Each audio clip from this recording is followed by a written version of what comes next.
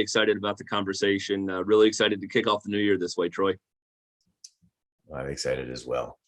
And so as we talked about, and as we talked earlier, one of the things that you guys spend so much time on with Aavenir is looking at that life cycle of contract management. And there's a number of different phases to that. And so as we pour into that, one of the things I'd like to look at is how can that contract management be an obstacle for growth? We kind of put it out there, but what shows up that contract management can really stop an organization's growth? Yeah, let me take that one, Troy. And yeah, thank you for having us on Workflow Wednesday. And Happy New Year as well. This is a good time of the year to be talking about obstacles, I'm sure. Right. And as we all know, I mean, a contract, it is a binding agreement between two or more parties. It defines the business terms, deliverables, obligations, governing laws. There's a lot that goes into the contract. There's a lot that goes into putting a contract together, and there's a lot that goes into managing to a signed contract, and that's really what contract management is all about. And it's not easy. It can be extremely time consuming with all the back and forth, and it can be risky and costly. And when I say costly, it's cost beyond the cost of expensive and super smart lawyers that organizations employ. So if the contract management process, if it is manual or disconnected from dependent processes, for example, contracted purchase info is not made available accurately and easily to downstream processes like fulfillment and invoicing, or if there is no streamlined process to manage contracted performance obligations, or if there are systems and solutions, and solutions to manage contracts, but still an organization struggles with workflow inflexibility, then absolutely yes, right? I mean, contract management can become a bottleneck and an obstacle to growth. It can drain out resources and add to business and regulatory risk. And these are valuable resources that organizations have that can be used to grow the business versus dealing with inefficiencies, inaccuracies, and risk management. Wouldn't you agree? Absolutely. And being that it's Workflow Wednesday, I want to hone in on one aspect of that. There's a number of different things that you talked about, the manual processes and disjointed systems and how it kind of bounces around from different departments. But then you also mentioned inflexible workflows. So many of those things talk about really the flow of work, where, pre-COVID, it used to be you'd chase down the hall, right? Yeah. You had to run down to John's office and have somebody on the shoulder, decision, right? Tell me a little bit more about those inflexible workflows in what you're seeing here in contract management. Yeah. You actually hit upon the example that I was going to share. Look at what happened in the past couple of years, right? We've seen a tremendous amount of disruption to our daily lives. There's been supply chain disruption. There has been there are now newer models, working models out there. We're all collaborating remotely, and doing things like this. Yeah, right? things like this, exactly. And because of all of these disruptions, existing systems, I mean, what we've observed is that existing systems haven't been able to keep up with the quote unquote agility demands that have been brought upon us. So again, if you look at because of supply chain disruptions, there's and we being Aavenir being in the source to pay area, in the procurement operations space, we've many of many of our customers and prospects that we talk to, they've talked about their systems, especially contract management systems. They've been unable to keep up with the changes. It's been hard for them to go, for example, just go and search for agreements that have been impacted because of these disruptions that have happened. Even simple things like going and searching for agreements that have, say, a force majeure clause on them, and then doing some, or an act of God clause in them, and then doing something about it. That's been difficult. Because of newer working models. There's been a need to rapidly go and set up new agreement templates, for example, bypass existing workflows, go bypass or speed up approval processes, from 5 steps to 1 or 2 steps. And even those organizations that have contract management solutions, they've not been able to rapidly deploy these new agreement types or templates, or these new workflows that can help them continue with their business operations. So that's what I was referring to when I talked about inflexible workflows. And now if you think about it, we the pandemic still continues. We're still seeing disruption. Some in some areas things are getting back, or were getting back to normal. And there again, organizations struggled because their work, they didn't have systems and platforms that could help them build these flexible, agile workflows to reset things back to normal. Another great example of inflexibility is now everyone's talking about the great resignation.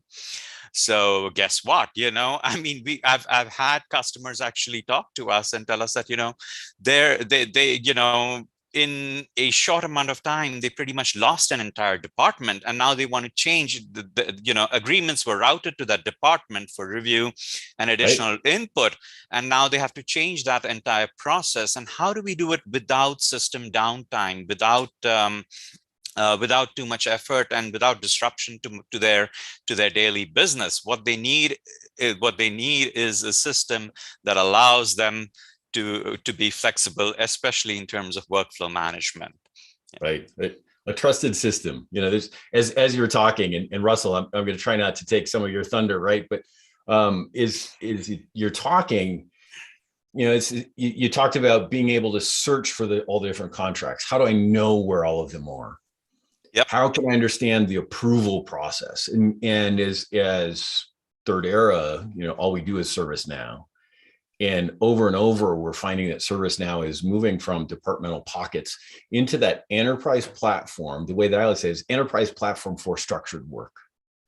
To do that, I need to know all the things, including contracts, that I might have to have work done on. And like you talked about, that dynamic movement of approvals. If I had a department that, with the great resignation, or now the great revolt, as some are calling it, whole department leads, that it's not only that people change, I can't even use the queue because the queue might have changed. Yep.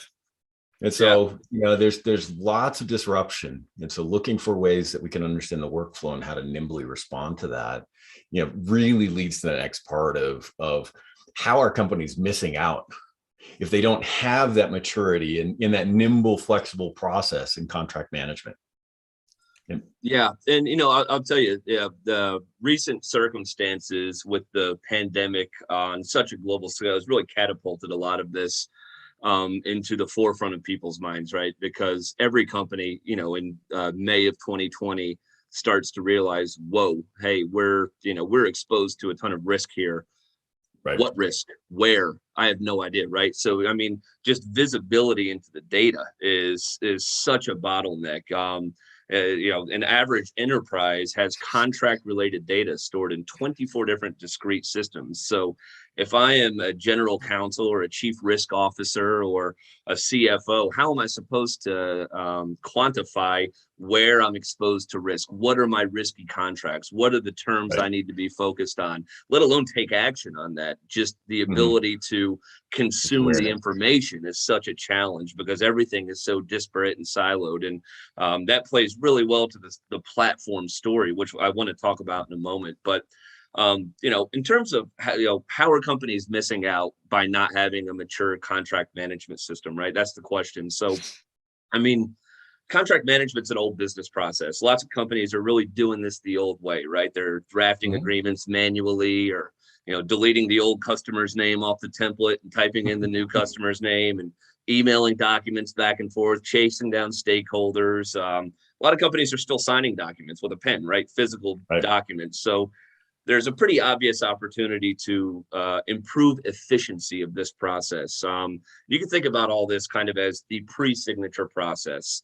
Really, really common for this to be a big bottleneck, right? We all probably felt some of this pressure last week, right? The end of the year, the end of the quarter.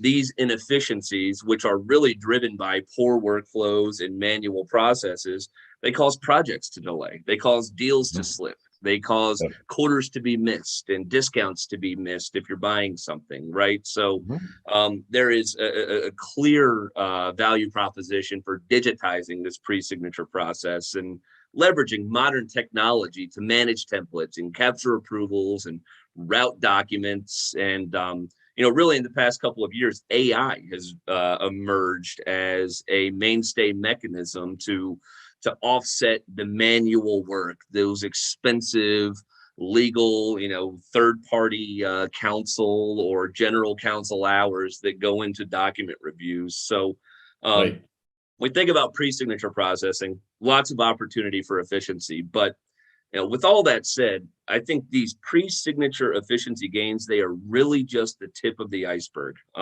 because the value of a contract is realized after it's signed.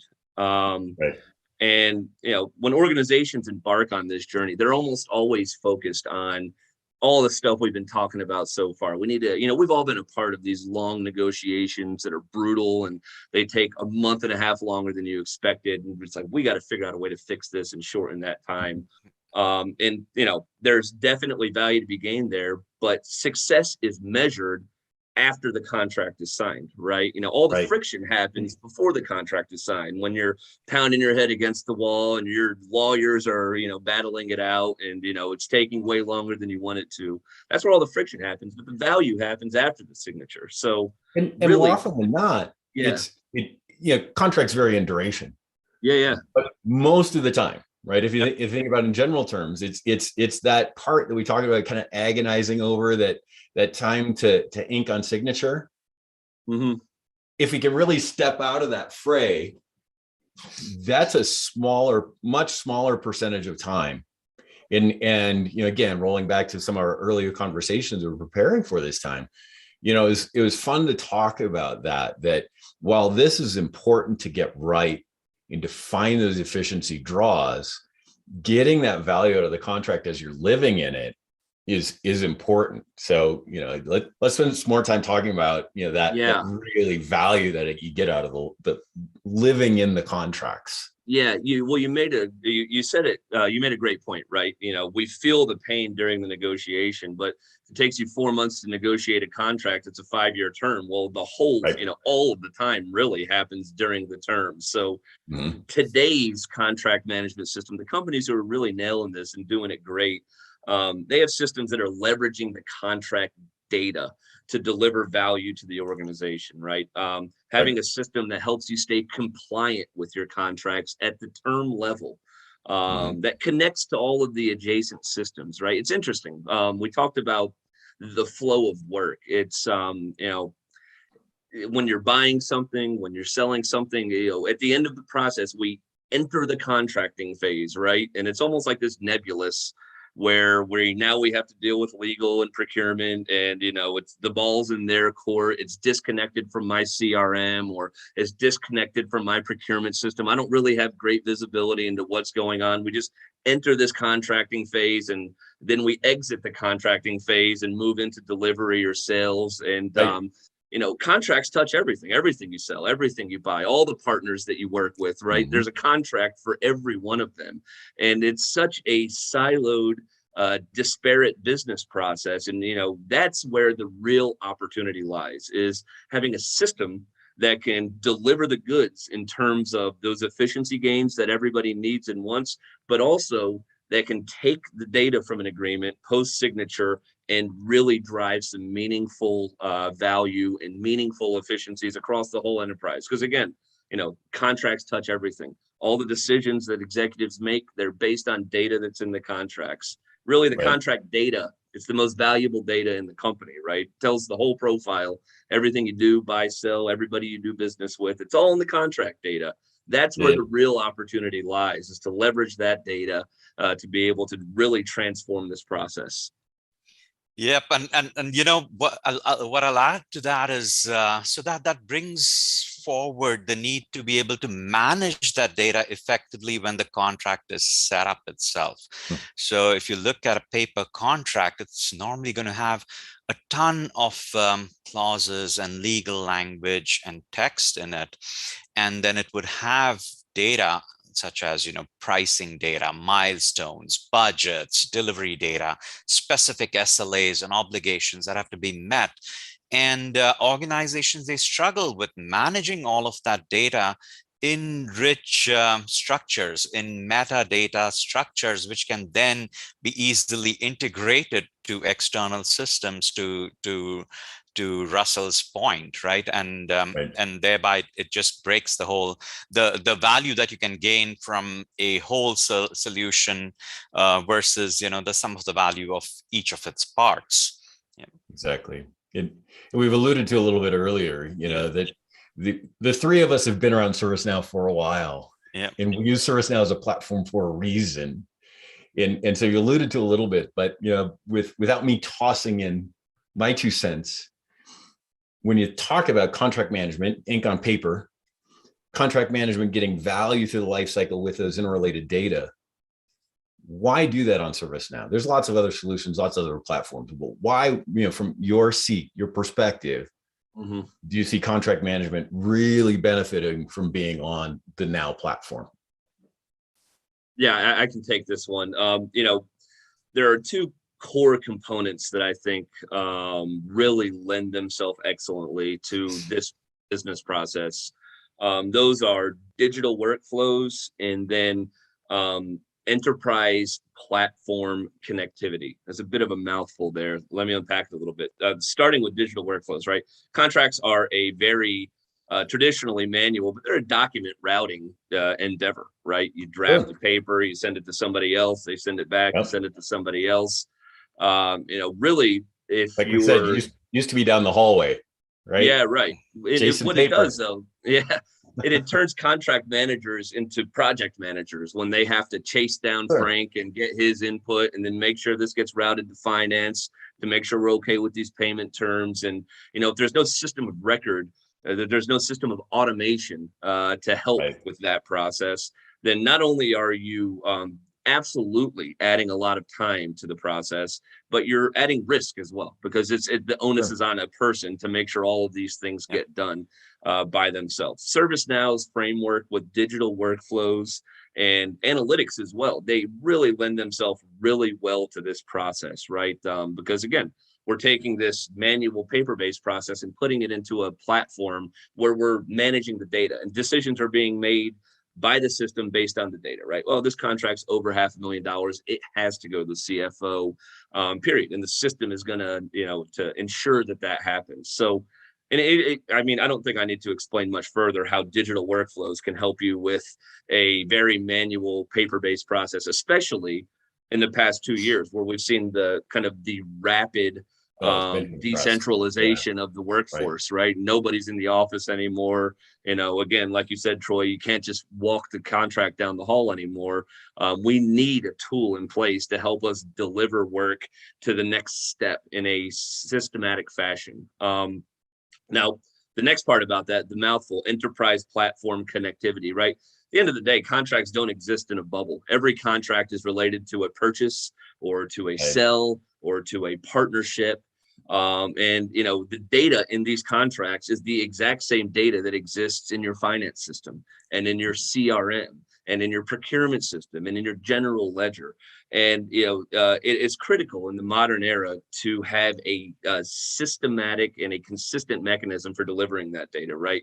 We want symmetry among all of these platforms. We want connectivity among all of these platforms, not just visibility, but when I sign my purchasing agreement, there should be workflows driving into my procurement system to create a PO and issue it, and to release the IT project team that have been standing on deck waiting for this project charter to get kicked off, right? Like all of these Right. things happen anyway. Typically they happen in other systems and manually. ServiceNow is really the platform of platforms, the ideal system to connect all of these dots and really turn the contract into the centerpiece of all of the business operations, which it is anyway, right? It's a really great platform in that regard.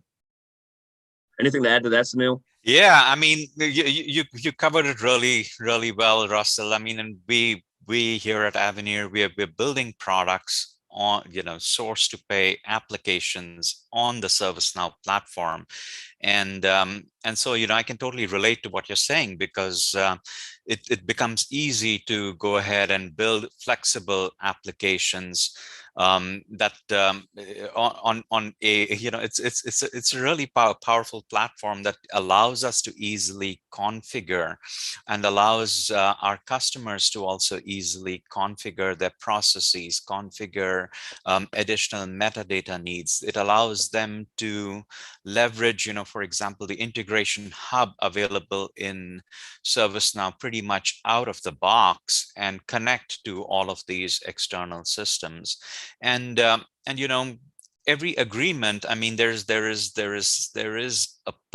performance associated with an agreement. There performance tied to delivery and service, and what better platform to build that on, other than a powerful service delivery platform like ServiceNow, right? Right. And that's one of the things that I've enjoyed about kind of hearing the Aavenir story is, as long as I've been around ServiceNow, which is a while, as long as I've been around ServiceNow, I've helped organizations, see the power of the platform, that they can develop custom business solutions on it. ServiceNow calls them apps, right? But you can build things on the platform where your security teams analyze the platform. They say, yes, this is resilient, it's highly available, it's secure. I can lock down and encrypt down to the field level. There's so many things that come with the platform. You're not starting over with a full stack development. Right. Absolutely. You gain all of that. Yep. And enterprises, organizations, they don't want,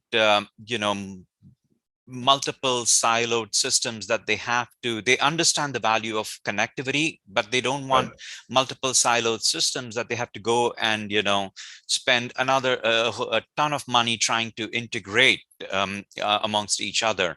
I mean, when you have a platform that already provides a suite of applications, connected applications, and any others that, partners like us come and build on top of it, that entire connectivity story is seamless. There is really no integration required. Right. And I, to kind of pull on that thread a little bit, right? One of the things that I've seen in the past, and I think we've helped clients implement it, in previous situations, is you'd end up with this web of this talks to that, to talks to this, to talks to that, and you hope it all kind of stays in sync. And there's no real place that's orchestrating it all. And that to me has been, probably what's helped me stick with ServiceNow the longest, is it's this platform of platforms where work is done.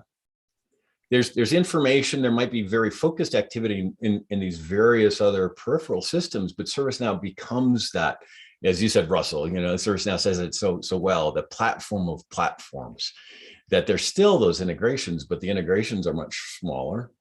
Many times they're out of the box.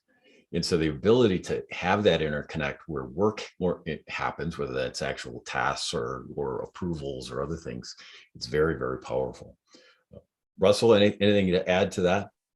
Or Sunil? Yeah. Look like Well, and as a platform, ServiceNow has so much to offer to an enterprise, just in terms of their offerings and their product suite and portfolio, and so much of that touches the contracts, right? If you think about IT asset management, you think about customer CSM, right? Or you think about vendor management, vendor risk.